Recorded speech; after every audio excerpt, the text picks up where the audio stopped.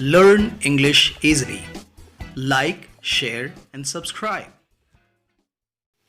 Dear students, I welcome you again on my YouTube channel with this very beautiful poem Animals written by Walt Whitman.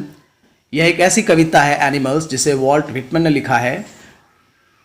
यह दर्शाता है कि किस प्रकार जानवर मनुष्यों से बेहतर हैं और कवि ने इसे साबित करने की कोशिश की है और सफल भी रहे हैं। आइए हम लोग देखते हैं कि कविता में क्या है। सबसे पहले जानते हैं कवि के बारे में। Walt Whitman was born in May 31st, 1819 and died in March 26, 1892, is one of the most significant American writers, poets, journalists, and essayists whose verse collection Leaves of Grass, first published in 1855, is a landmark in the history of American literature. Many critics consider him the nation's greatest poet. Walt Whitman, जिनका जन्म 31 मई 1819 में हुआ और 26 मार्च 1892 में इनकी मृत्यु हो गई, वो बहुत ही महत्वपूर्ण अमेरिकन राइटर माने जाते हैं, कवि माने जाते हैं, पत्रकार माने जाते हैं, निबंधकार हैं। और उनकी कविताओं का एक कलेक्शन है जिसका नाम है लीव्स ऑफ ग्रास, जो पहली बार पब्लिश हुआ 1855 में, और यह एक प्रकार का लैंडमार्क है, पहचान बन गई है अमेरिकन लिटरेचर की। और वहाँ के जो क्रिटिक्स हैं, आलोचक हैं, यह मानते हैं कि वे अमेरिका के सबसे महान कवियों में से एक हैं। आइए हम जानते हैं कि कविता किस बारे में है। The poet tells us that he feels more at home with animals than humans. कवि कहता है कि मुझे जानवरों में ज़्यादा इंटरेस्ट है और मैं मनुष्यों से ज़्यादा जानवरों के साथ रहना पसंद करता हूँ।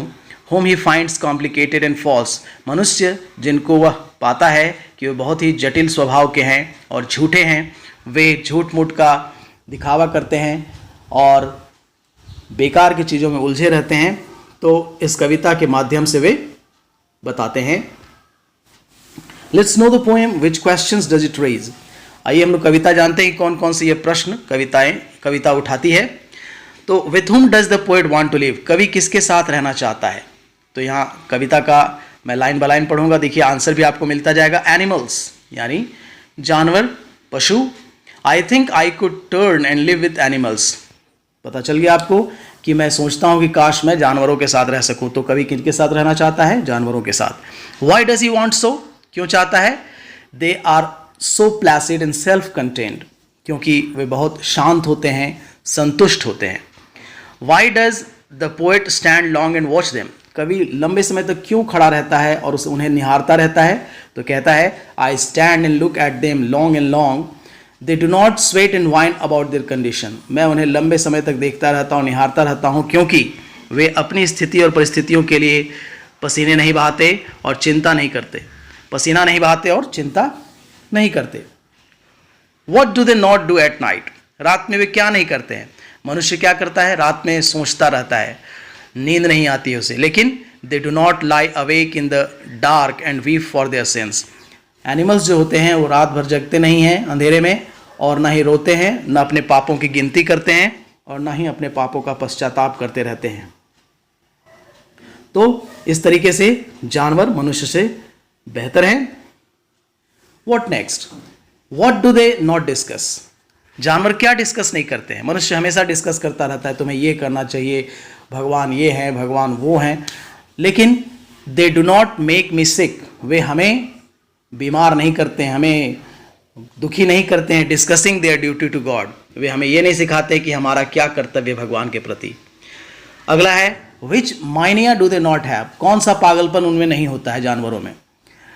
नॉट वन इज डिससेटिस्फाइड, कोई उसमें असंतुष्ट नहीं होता, कोई जानवर असंतुष्ट नहीं होता। Not one is demented with the mania of owing things, ना उनके अंदर ये पागलपन होता है कि मुझे इस बार ये खरीदना है, ये सामान चाहिए, मुझे बड़ा घर चाहिए, बड़ी गाड़ियाँ चाहिए, ऐसी कोई सोच उनमें नहीं होती। वेयर डू दे नॉट नील, वे कहाँ नहीं झुकते हैं, वे कहाँ घुटनों पर नहीं झुक जाते हैं। जैसे हमारे मनुष्य जो होते हैं वो क्या करते हैं? दे नील बिफोर गॉड, दे नील बिफोर एंसेस्टर्स, हमारे पूर्वजों के सामने झुकते हैं। लेकिन जानवरों के बारे में क्या कवि कहता है?